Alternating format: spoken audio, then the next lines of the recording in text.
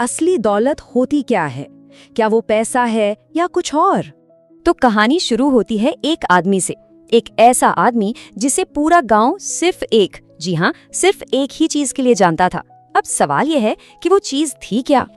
तो कहानी का पहला हिस्सा हमें मिलाता है हमारे हीरो राघव से। देखिए, राघव एक किसान था, गरीब था, लेकिन उसकी इज्जत बहुत थी। और यही से इस कहानी की बुनियाद पड़ती है। तो राघव के बारे में थोड़ा और जानते हैं। जैसा कि कहा, पेशे से किसान, पैसे रुपए के मामले में हाथ तंग था, कह सकते हैं गरीब था। लेकिन उसकी असली दौलत थी उसकी प्रतिष्ठा। मतलब पूरा गांव उसे उसकी ईमानदारी के लिए जानता था। और यही इस कहानी का सबसे दिलचस्प हिस्सा है। एक तरफ पैसों की गरीबी और दूसरी तरफ चरित्र की अमीरी।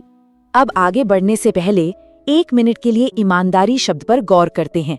इसका सीधा सा मतलब है, जो हम सोचते हैं, जो हम कहते हैं और जो हम करते हैं, उसमें कोई फर्क न हो।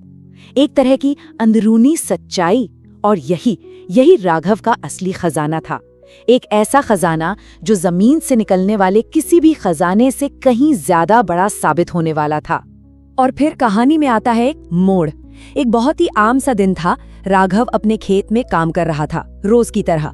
लेकिन उसे क्या पता था कि उसी जमीन के नीचे एक ऐसा इम्तिहान छुपा है जो उसके पूरे वजूद को, उसके सिद्धांतों को परखने वाला है। तो वो खेत जोत रहा था और अचानक खट, उसका फावड़ा किसी सख्त चीज से टकराया। एक अजीब सी आवाज आई। जमीन के नीचे कुछ तो था। उसने थोड़ी और खुदाई की और वहां क्या था? एक पुराना लकड़ी का संदूक। उसे जरा भी अंदाजा नहीं था कि वो जो संदूक बाहर निकाल रहा है, उसके अंदर उसकी जिंदगी की सबसे बड़ी परीक्षा बंद है। और जैसे ही उसने वो संदूक खोला, अरे बाप रे, आंखें खुली की खुली रह गईं। अंदर सोने के सिक्के चमक रहे थे, कीमती हीरे जवाहरात थे। मतलब इतनी दौलत जितनी उसने सपनों में भी नहीं सोची होगी। बस एक पल और सारी गरीबी खत्म हो सकती थी। सब कुछ उसके हाथ में था।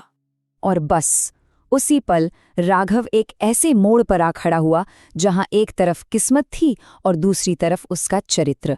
एक रास्ता उसे पल भर में अमीर बना सकता था और दूसरा रास्ता वो था जिस पर वो अपनी पूरी जिंदगी चला था, ईमानदारी का रास्ता। अब उसके मन में एक लड़ाई शुरू हो गई। एक आवाज कह रही थी, राघव सोच, एक बड़ा सा घर और जमीन, जिंदगी भर का आराम। ये लालच की आवाज थी। लेकिन तभी एक दूसरी, ज्यादा शांत लेकिन मजबूत आवाज आई, उसकी अपनी आवाज। ये खजाना जमींदार का है, ये मेरा नहीं है। यह हमें एक बहुत बड़े सवाल पर ले आता है। आखिर चरित्र की कीमत क्या होती है? क्या इसका कोई मोलभाव हो सकता है? राघव के लिए यह कोई सवाल ही नहीं था। उसके लिए जवाब आईने की तरह साफ था। उसने ज्यादा सोचा नहीं, कोई हिसाब किताब नहीं लगाया। वो संदूक उठाया और सीधा पहुंच गया जमींदार देवेंद्र सिंह के पास और जाके बस इतना कहा, साहब, ये मुझे खेत में मिला, ये यकीनन आपका ही होगा। बस इतनी सीधी, इतनी सच्ची बात।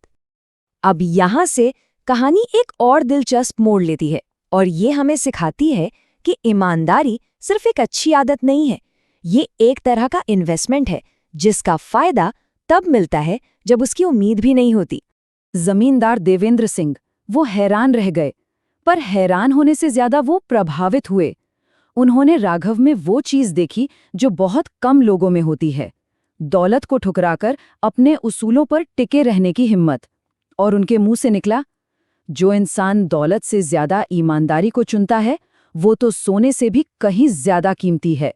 और जमींदार ने जो किया वो सिर्फ एक इनाम नहीं था, वो एक बहुत बड़ा सबक था। सबसे पहले उन्होंने वो पूरा का पूरा खजाना राघव को ही दे दिया। पर रुकिए, बात यहीं खत्म नहीं हुई। इसके अलावा भी एक और इनाम था। और वो इनाम क्या था? जमींदार ने कहा, मेरी आधी जमीन आज से तुम्हारी। जरा सोचिए, जो किसान दूसरे का खजाना लौटाने आया था, वो खुद इतनी बड़ी जमीन का मालिक बन गया। ये सिर्फ इनाम नहीं था, ये एक ईमानदार आदमी को दी गई एक बड़ी जिम्मेदारी थी। जमींदार ने इसके पीछे की वजह भी बताई। उन्होंने कहा, तुमने ये साबित कर दिया कि पैसा तुम्हारा ईमान नहीं खरीद सकता। और ठीक इसी वजह से तुम इस दौलत के असली हकदार हो। ये कितनी गहरी बात है ना, कि जब हम किसी चीज के पीछे नहीं भागते तो वो चीज खुद हमारे पास चली आती है। पर यह कहानी सिर्फ राघव या जमींदार की नहीं है। इसका सबसे बड़ा असर तो उस पूरे गांव पर पड़ा, उस पूरे समाज पर पड़ा। अब गांव में राघव की इज्जत और भी बढ़ गई, लेकिन उसकी नई दौलत की वजह से नहीं। लोग उसकी इज्जत इसलिए करते थे क्योंकि उसने ये दिखा दिया था कि सबसे बड़े लालच के सामने भी उसका चरित्र नहीं डगमगाया। वो एक भरोसे के लायक इंसान था। और यही बात उस गांव के लिए एक कहावत बन गई, जो पीढ़ियों तक सुनाई गई, कि जब तक इंसान अपनी ईमानदारी बचाकर रखता है, तब तक वो असल में कुछ नहीं खोता। मतलब असली नुकसान पैसे या दौलत का नहीं होता, असली नुकसान तो चरित्र का होता है। तो ये कहानी यहाँ खत्म होती है, लेकिन एक सवाल छूट जाती है। राघव का इम्तिहान सोने चांदी के खजाने से हुआ था। आज की दुनिया में हम सबके सामने भी ऐसे ही खजाने आते हैं, है ना? शायद वो कोई बड़ा मौका हो, कोई ताकतवर पद हो या कोई शॉर्टकट। तो सवाल ये है कि जब हमारे सामने ऐसा कोई खजाना आता है तो हम क्या चुनते हैं? इस पर सोचिएगा जरूर।